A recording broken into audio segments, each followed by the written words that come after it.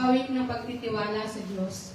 Siya naghahangad ng pagpupok ng kataas-taasan at nananatili sa kaliganyong makapangyarihan. Makapagsasabi sa kanyang Panginoon o katahanan, ikaw ang aking Diyos, ang Diyos na tayo kong pinagtiwala. Ika'y iligtas niya sa panganib sa umang nabitag, at kahit anumang mabigat na salot, di ka magdaranas. Lulukupan niya sa lilim ng kanyang malabay na pakpak. Sa kalinga niya ay natitiyak mo na ikaw ay ligtas. Iingatan niya at ipagsasanggalang pagkat siya'y tapat. Pagsapit ng gabi, di ka matatakot sa anumang bagay. Maging sa gagawing biglaang paglusob, pagsapit ng araw. Isa mo pa mang darating na salot pagkagat ng dilim. Di ka matatakot sa kasamaan ng araw kung dumating. Kahit na mabuwal sa iyong harapan ng 1,000 tao. Sa iyong paligid ang bilang ng patay maging 10,000. Di ka matatakot at natitiyak mong di ka maano. Ika'y nagmamasid at sa panunood iyong mga masdan. Iyong masasama ay makikita mong pinarurusahan. Sapagkat si Yahweh ang iyong ginawang tagapagsanggalang. At ang pinili mo mag-iingat sa iyo'y kataas-taasan. Di mo aabutin ika'y mapahamak at walang daratan. Kahit anong uring mga paghihirap sa iyong tahanan. Susuguin niya ang maraming anghel silang susubaybay.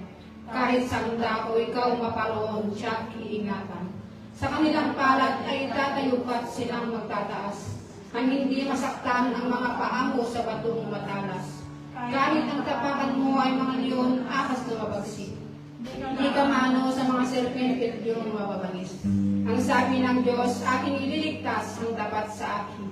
At iingatan ko ang sinamang tama ko hindi kailan din. Pag sila'y tumawag, laging handa ako na sila'y pakinggan. Aking sasamahan at kung mahilari ay sasaklolohan. Aking ililigtas at ang bawat isa ay pararangalan. Sila'y bibigyan ko at gagantipalaan ng mahabang buhay. At nakatitiyak ng tatamuhin nila'y kaligtasan. Maaaring ipilit ko ang langit at hindi pumatak ang ulan. Maaaring magpadala ko ng mga balang upang salatayin ang lupay nito. Maaaring palaganapin ko sa aking bayan ang salot. Ngunit sa sandaling ang bayan nito na aking pinili ay magpakumbaba. Manalangin. Hanapin ako at talikdan ng kanilang kasamaan. Diringgin ko sila. Patatawarin ko sila. At ibabalik ko sa kanilang lupain ang katiwasayan at kasaganan. Ito ang mga salita ng Diyos. Salamat sa Diyos, sa ngalan ng Ama, Anak, Espiritu Santo. Amen. Amen. Praise the Lord. Are we blessed? Amen. Everybody blessed? Amen. Pakibati ako sa ating mga katabi, lalong-lalo na po ang mga dakilang ina. Sabi ko, sister, Happy Mother's Day. Pinagpala ka sa araw na ito. Amen. Praise the Lord. Okay, maaari na po tayo magsipagupo. Meron po ba tayong bagong akay? Pakitingin sa mga katabi po. At pag-i-assist po dito sa harapan.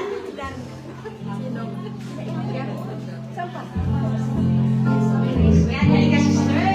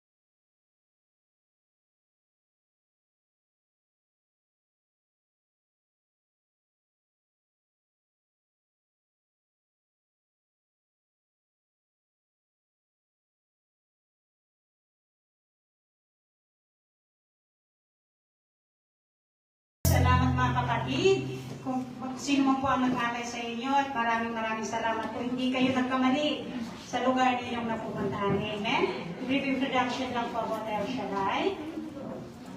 Sa wikang Hebreo, El Shaddai, isa sa ipinakilalang pangalan ng Diyos, amang makapangyarihan sa lahat. Siya ang lumikha ng langit at lupa. Siya ang Diyos ng bansang Israel, ang Diyos ni Abraham. Amen? I-short lang po natin. Ang El Shaddai, ibig sabihin ng El Shaddai ay God, God Almighty, and the all-sufficient one. Amen? Maaari po ba namin kayong malaman at kung saan po kayo sa Pilipinas? Pangalan po.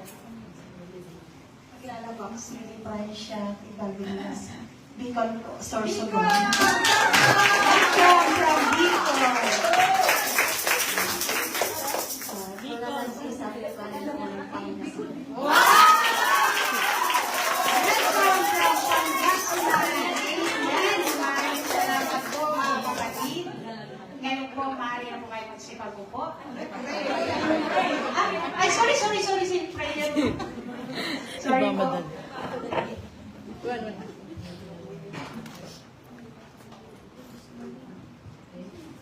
Nakatayo na pala. Sige po, ating pong ligtas ang ating himay sa ating kapatid, sa ating mga kapatid, sa ating ng Ama, ng Anak at ng Espiritu Santo. Amen. Panginoon, maraming salamat sa oras na ito, sa pagkakataong ito, Panginoon, ang aming mga kapatid na ito ay nakasama namin sa lugar na ito. Alam namin, O Diyos, na hindi aksidente ang pagpunta nila dito, at salamat sa mga taong ginamit mo para sila'y makarating sa lugar na ito. O Diyos, sinataas namin ang aming mga kapatid na ito, anuman ang kanilang mga kahilingan, ang nais sa kanilang mga buhay, Panginoon, ito po ay alam at batid mo, Panginoon.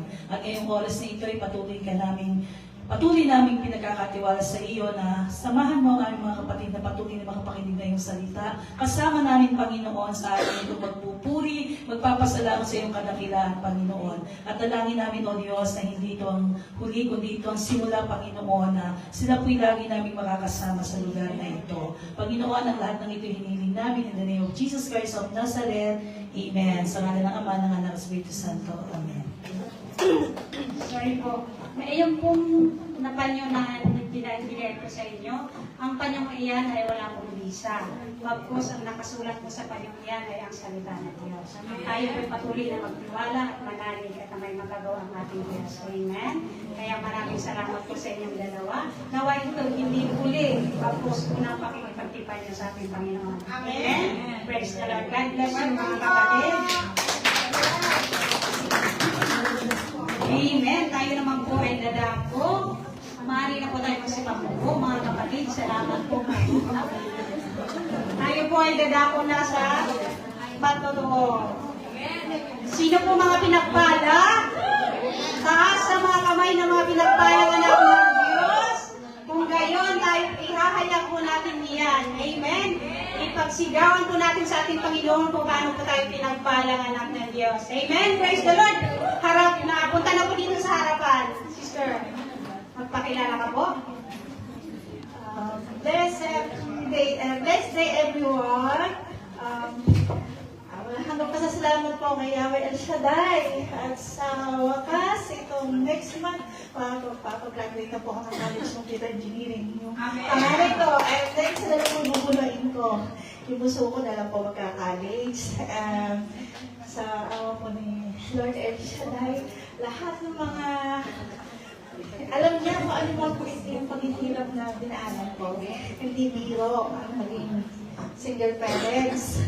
Lalo na OFW tayo. So, hindi ko kinakahiya na nakakahirap ako ng pera, pero marunong magbayad, hindi ako tumatakas.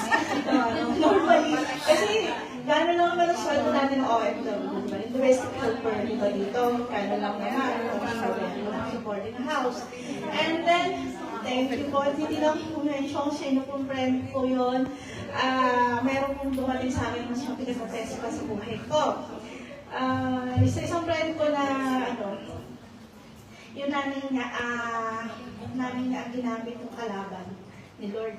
Nagpapagap na meron siya mga private property na pinagkakatiwala sa akin. And then, sabi ko, Lord, ikaw po, ang sa'yo sinusurrender kung ito po ay totoo.